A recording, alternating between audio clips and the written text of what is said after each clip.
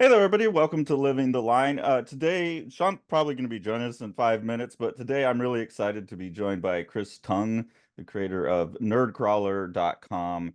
And Chris is going to be launching a new service on Nerdcrawler. I mean, already there's some art sale stuff on there that's awesome, and we'll have him talk about, but he's going to be launching a new service that I think is essential for where the industry is going to go coming forward, especially for people in the small press or independent press. So, welcome to the show, Chris. Thanks for coming on.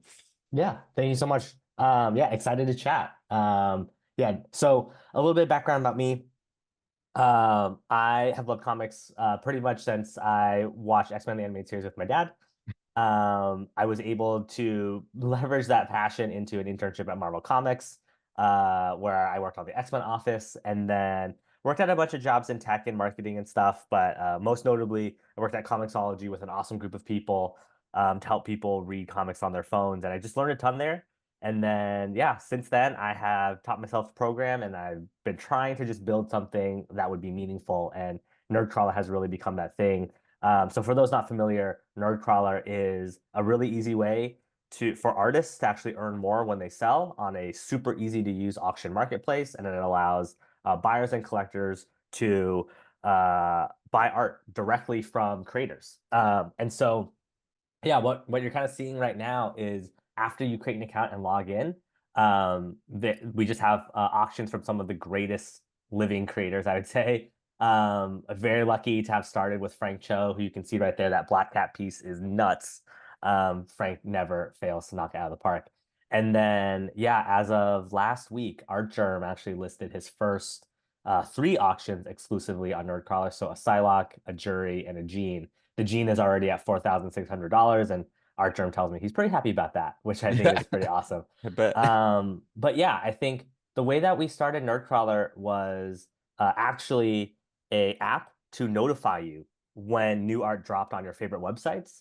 But what I learned was that wasn't the biggest pain point. The bigger pain point was that creators and artists needed a better way to get in front of buyers to help them find products and art and prints and things to purchase. And so I actually, my first customer was Steve Morger of Big Wow Art. Shout out to Steve, who's Frank Show's rep. He was raising money for Maui Fire charity aid, selling or auctioning art on Facebook groups and receiving bids by Facebook comments and Gmail bids. And I said, he was auctioning off a Adam Hughes piece. And I said, I knew the piece would sell for a lot. So I put in an intentionally low bid. But then at the bottom of it, I said, what if I made you a better auction platform? And Steve said, yeah, you've been outbid, but yes, I would be interested. And so I was Mm, like, great, I have my in. And so I built it in a week. It's very different now, has a lot more features, but that was the start. And then ever since then, just really keeping the experience focused on helping artists and creators out. Though, if you are a collector and we verify you, then you can resell your mm, pieces in your collection as well. But yes, as you mentioned, Carson, as we think about the future, I want to help more creators.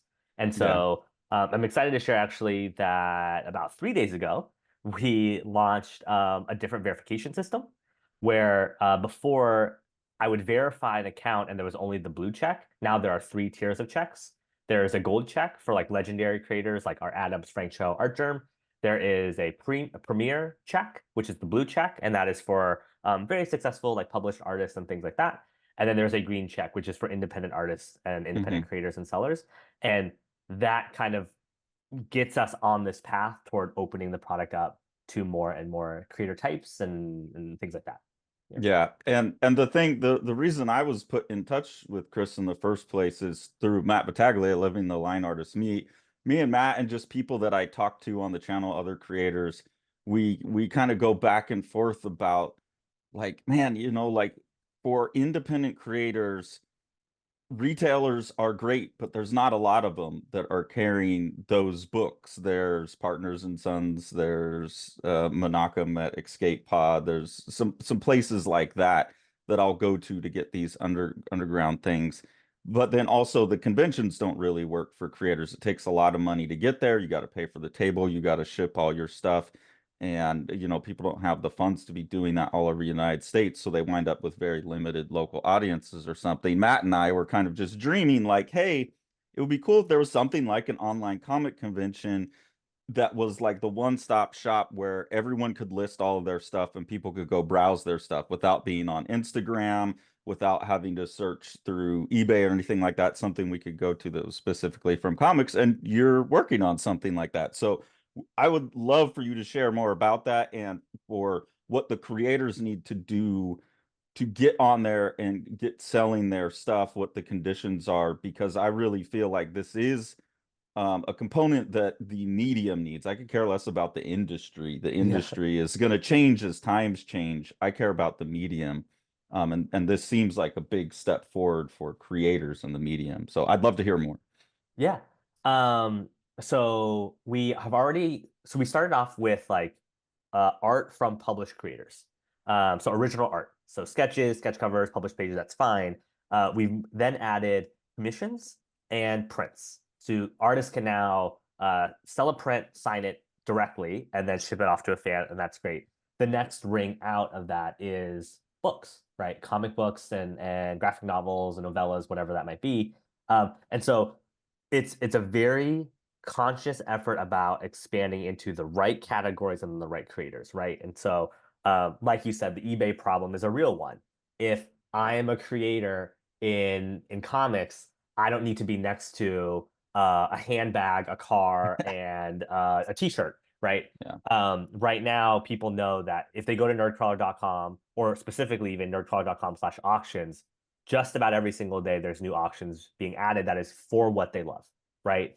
And when I think about the opportunity for creators, it's yes, they can auction off rare things like original art or signed books or commissions, but also there is the for sale element as well. So to answer your question, to get started, anyone can go to nerdcrawler.com and make an account. We will ask you if you're a collector, an artist, or a artist rep.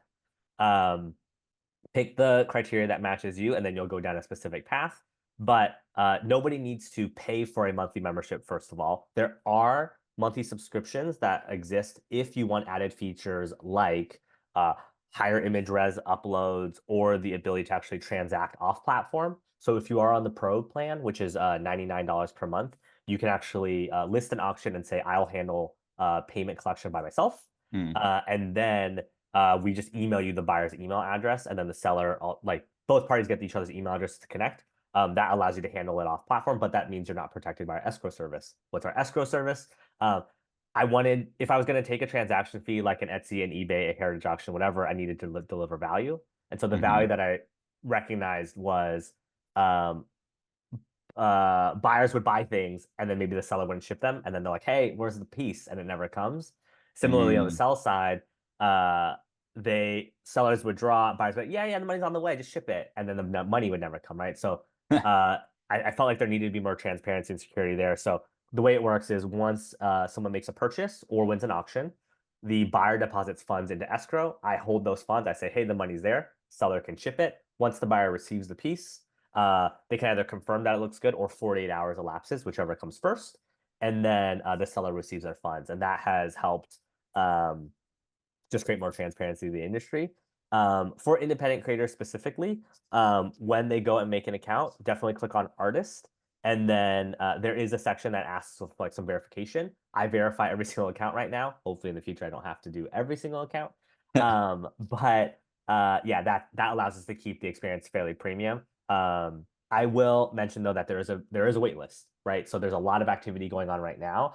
I think I would like to just make my way through that wait list, but definitely sign up, join the wait list, and then apply and provide some details, and then we can approve you. Yeah.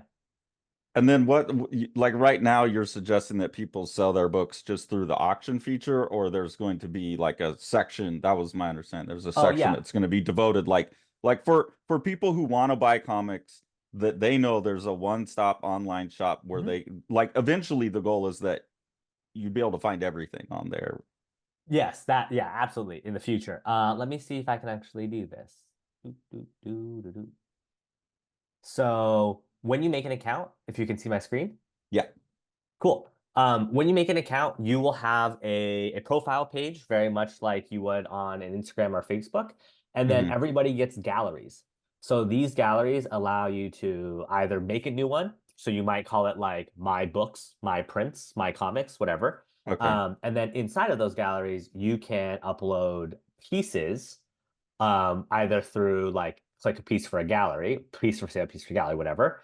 And then you can make it publicly viewable. So if we click into like this Amanda Connor piece, on the owner management side of things, you'll actually be able to do things like what's the name, what's the gallery, what's the description. And then the important thing for sellers is that you can actually do make me an offer. This is a Mm, flexible way to receive an offer for something. So let's say you have like, I don't know, 10 super rare books and you have like 100 other ones. If you're interested in allowing someone to perhaps provide a lower price than your for sale price, that's available. But the vast majority of sellers who are selling like a comic or a book can just do pieces for sale. They'd click that toggle. They would set how much it would cost, the shipping cost, and then the current in stock status. And that's basically it. And then on the seller side, there's also everybody has like a seller dashboard where you can see your balance, how many pieces you've uploaded, how many auctions, your most popular pieces, and then if you want to get paid out, it's actually pretty easy. I tried to model this a bit like how Whatnot makes it pretty easy to get paid out. So you can just add your PayPal email or connect your bank account with Stripe. And then I'll make deposits into your balance, and at which point you can just click the cash out button and then you just get paid out. So try to make it pretty simple. and what's like the cut that Nerdcrawler? I'm assuming you must take a cut to be able to afford having servers and all of that. Yeah, yeah. So it will be starting July 1st. It'll be on the Pro plan, which you pay $99 a month for. It'll be 2.5% of the transaction. On the hobbyist plan, it will be 4%, and that's $19 a month. And then if you're just a free user, then it's 6%. And so 6% is still significantly lower than eBay, which I believe is close to like 13 and a half or maybe 15%. And then I think Heritage Auctions and some of those bigger guys take like, 20%, things like that. So, Yeah. and then worth mentioning as a buyer, the ways in which you can pay are US bank deposit, which if you just connect your bank account, then there's no transaction fee. If you use a credit card, there's a 3% transaction fee for processing. And then PayPal, there is a 4% transaction fee. And also, if you buy something like really expensive, there is like a buy now, pay later option with Klarna. So yeah. Okay. Yep. And then I Hey, see Chris, Sean joined us. So Hey, Sean. John, how you doing? can you tell us like from a percentage wise, because we're talking about a place for small press and indie creators to go to that could not replace shops, but like not a lot of shops are carrying this stuff, and then like be a different option other the conventions. So like when we sell like a copy of Abolition of Man through a store through Amazon compared to the 6% cut, what is our lot like? Well, it's a completely different model, but a typical relationship with a distributor like Diamond or something like that, you're looking at payment of 40% of the cover price for an individual copy. But there's a lot of different things that they're providing that are different than when you're doing your own fulfillment. I think the interesting thing here for me is the sort of, Chris, the phenomenon of meeting somebody halfway where you're providing the platform but not any fulfillment, not warehousing, and not the other things. I guess one of the questions I have for you, sort of related to that, is how do you sort of, it seems like most of those platforms are either friendly for the creator or they're friendly for the shopper or the browser, and Mhm. sort of meeting in the middle seems to be the sort of sticking point for a lot of startups. Um, in other words, like you look at the success of an app, like Instagram or something like that, ends up being on the backs of the people who are creating the content, Yep. or the opposite of that. Any platform that's too friendly for people who are making the stuff just gets inundated, right? You're kind of way too much things are happening there, and you Yeah. can't sort of have control of it. So how do you sort of split that difference? Like, what's your philosophical Yeah. idea here? It's gonna keep that Yeah. from happening. That's like such a super thoughtful question. The answer is the creator.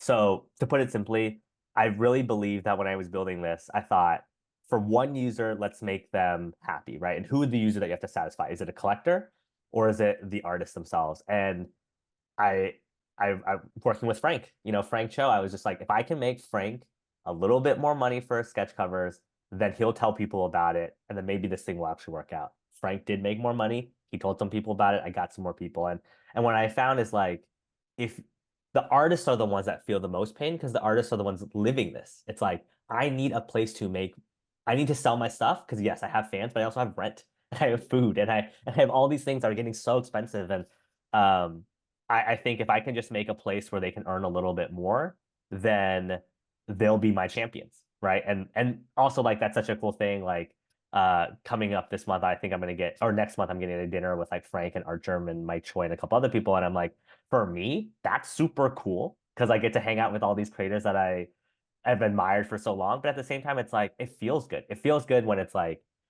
I gave them a way to earn more. And then at the same time, on the collector side or like the fan side, it's like now fans all over the world can own pieces or books from these creators that they've admired for so long that maybe they can get access to. Like, Carson, you brought the point about the convention.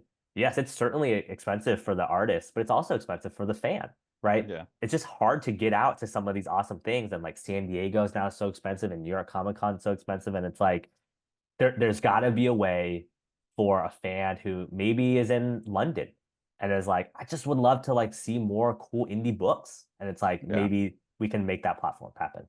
Yeah. Yeah. So And what's that's the way to goal. do that without making your front page look like DeviantArt? Yes. Like, yeah. Yeah, that is the challenge, right? And so I think as I was talking with Carson, it's like right now it's very intentionally filtered, right? Like people are signing up for the waitlist and I'm improving them one by one because, like you said, you can't fire hose this stuff. And so it is a constant battle of as you get more sellers and more content or more pieces for sale and for auction, you have to evolve the product too, right? And so even in the past month, a couple things that have changed um the auction landing page, which is like probably the most visited page, that used to be a single column grid, just a bunch of pieces, and now it's like, oh, now they're grouped by day, and then if you're on mobile it becomes a 2 column grid because there's just more pieces going up every single day. And as I think about the storefront potential for creators and artists and things like that, there's just a lot of room to play with. Like, I mean, you think about like what does Etsy look like now versus maybe when they started 15 years ago. It's a drastic different product experience. And I think that's going to be a fun challenge that I hope we can get to when it's so much that we have to get really smart.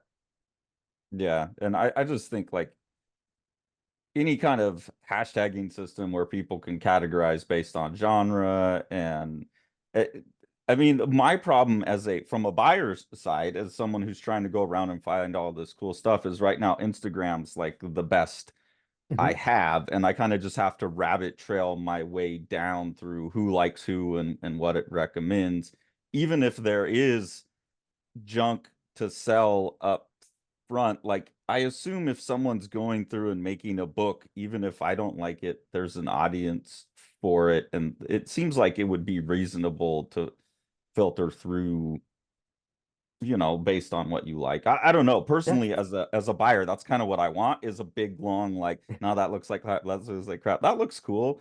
And connect with those people that I've never seen before without having to wade through non-comic stuff. Even on Instagram, that's a problem. It's all illustrators. So I just want to see the comic artists. Yeah. And I think probably 4 months ago was when I just added the feature that you could say, I'm a collector, I'm an artist, I'm an art rep, Yeah. right? It's like the product is, for full transparency, like the marketplace, like discoverability and shopping component really launched in January. So it's like growing really fast. And I'm just trying to like Yeah. hold on and like keep building this plane as it gets faster and faster.